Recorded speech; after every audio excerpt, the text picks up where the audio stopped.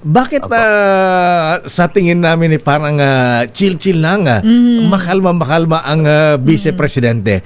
Ine-expect ba niya na hindi siya makakonvict dahil una, alam niyo yung administrasyon, nangangamba sila sa bilang, hindi makukuha yung 16 votes sa pahirapan.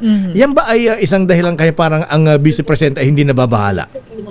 Actually, kung sa aking pananaw, hindi naman po dahil doon. Dalawang bagay po siguro, no? Unang-una, kampante naman siya na wala siyang nagawang kumbaga kamalian o katiwalian dito sa kanyang pamumuno. So chill siya. Pero ang mas importante, pangalawa, ang iniisip din niya kasi parati naman niyang pananaw ay lahat ng bagay ay destiny, no? So kung siya ay magiging pangulo or kung siya ay madi-disqualify dahil nga sa impeachment na ginagawa, kumbaga pinapaubaya na po niya sa Diyos at sa destiny kung ano man ang mangyari. Kaya siguro ngayon ang pinipili na lang talaga niya ay mag-focus sa trabaho niya, no, bilang Vice Presidente, pero hindi naman po sa walang pakialam dahil talagang nakikipag-usap po siya sa akin araw-araw, no?